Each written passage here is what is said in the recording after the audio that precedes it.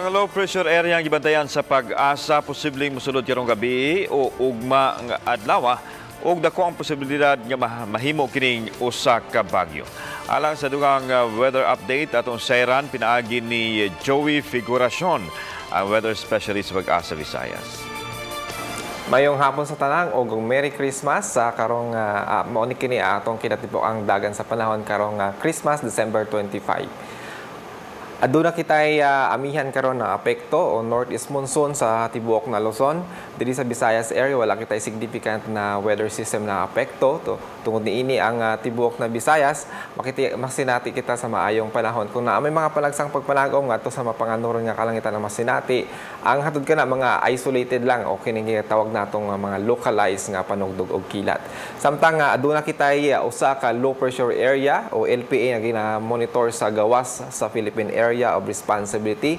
Ganyan nga kabuntagon na nagsigpatan kini sa approximately 1,090 kilometers silangan kining Mindanao.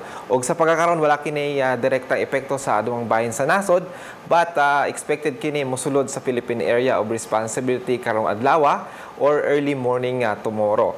Og kining LPA ato ni siya ginabantayan na posible ni siya mohimong bagyo og makaapekto sa Visayas area in the coming days. Now atong sutahon ang atong mga panahon sa mosunod ng mga adlaw diri sa Central Visayas.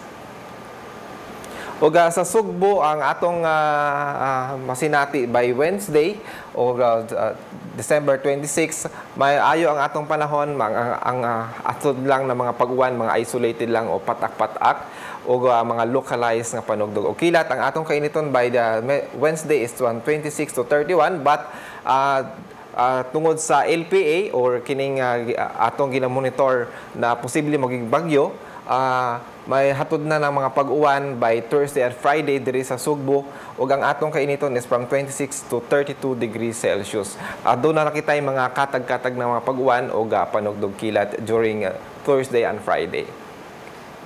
Samtang sa Bohol, mauman ang atong apektado naman by Thursday and Friday ang Bohol tungod kining paduong o papalapit na low pressure area o posibleng nga bagyo by Thursday and Friday. Ang kainiton sa Bohol is from 24 to 32 degrees Celsius.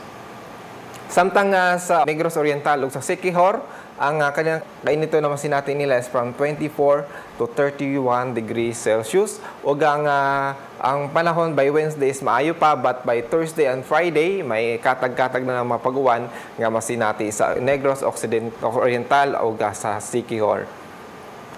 Og ang atong sunrise ugma by 5:59 sa kabuntagon. Og sa dugang nga kasayuran, bisitahon ang among mga social media accounts sa Facebook o sa Twitter, search ang DOST_pag-asa.